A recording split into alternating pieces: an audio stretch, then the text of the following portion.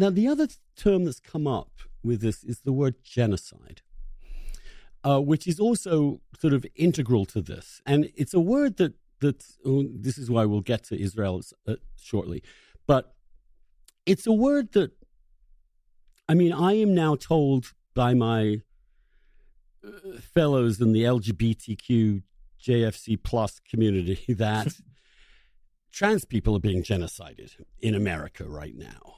That there can be such a thing as cultural genocide, that there is assimilation is a form of incoming populations, is a form of genocide. The word has been taken to mean anything from very abstract ideas to also the very concrete fact of the systematic murder of 6 million Jews in Europe in the mid-20th century. Yeah, definitely. I think starting with Patrick Wolf, who is in a way the founder of this field, he writes about that whenever we talk about settler colonialism, we're talking about genocide. And for him, that meant the genocide of Aboriginal Australians, which is an idea that's very controversial in Australia itself, or it could be applied to Native Americans. And that's sort of one level of adaptation of the word, because as you say, the word genocide was coined specifically to describe the mass murder of Armenians and Jews. It was coined by a Jewish refugee from Poland during World War II who was working in the United States for the War Department. And he created this term genocide, Raphael Lemkin, meaning the destruction of a people, the killing of a people. And his point... The intentional killing. It has to have an intent behind it to do so. Yes. And his point in creating this word is that you should think about the killing of a people as something different than just killing a lot of individual people, that it meant destroying an entire nation, an entire way of life, a culture, and removing it from the face of the earth. And that was an idea that has had a lot of appeal, especially to intellectuals. And it really is an idea that points in two directions. So I think that in popular use, when people use the term genocide, they have usually thought it to mean killing a very large number of people, such as in the Holocaust, 6 million Jews killed in the Holocaust. It's often applied to Pol Pot's regime in Cambodia, where 2 or 3 million people were killed, or to the massacre of Tutsi in Rwanda in 1994, where more than 500,000 people were killed in a very brief period of time. And the idea of those genocides was to exterminate a large population. But there's also another way that you can interpret it, which does have roots in this original idea of what is a genocide. It's not just killing people, it's killing a people.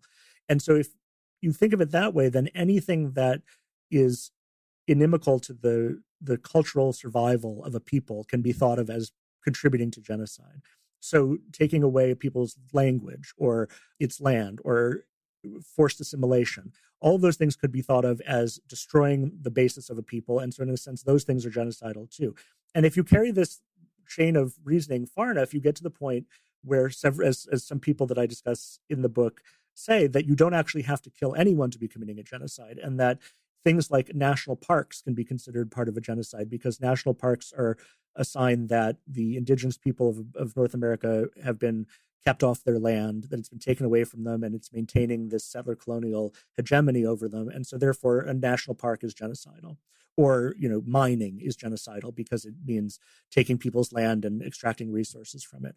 So there's, in a way, a bait and switch, or at least a strategic ambiguity in the way that term is often used. Because I think that when people hear genocide, most people hear genocide, they think mass murder.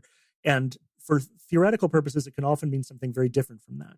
It can mean in fact, it can mean relatively small numbers of people that nonetheless are targeted systematically, genocidally. I mean, there's not a number that makes you a genocide. Right. And you could argue that there are all kinds of arguments raised by that question. One conclusion you might draw is that genocide itself is not a useful term, and what we should be thinking about is, what actually happens in these situations, rather than trying to subsume lots of very different historical phenomena under one label of genocide. But it's become a way of expressing extreme moral condemnation. So as you say, genocide of trans people, there's all kinds of ways that it can be applied. And in the realm of settler colonialism, it's often applied in the sense of cultural or structural genocide. So not actually taking human lives, but changing society, changing culture in ways that are hostile to one group and benefit another group. It's interesting that the one area in which in which the far left also is engaged in some ways with the far right is that you could look at this in reverse. You could think of the mass migration into the UK, for example, of large numbers of Muslim immigrants who have constructed very Muslim and Islamic systems of Sharia law and their own culture within those communities. That too is also a form of settler colonialism. That people coming into a country and changing its entire ethnic and demographic nature is also, I mean, you could make that argument. Well, I think definitely racists and white supremacists do use the term white genocide to describe immigration because they're picking up on this idea that if you change a culture or a structure or society in a way that's disadvantageous to one group, that's a kind of genocide against that group. So that's a sort of code word for that, definitely.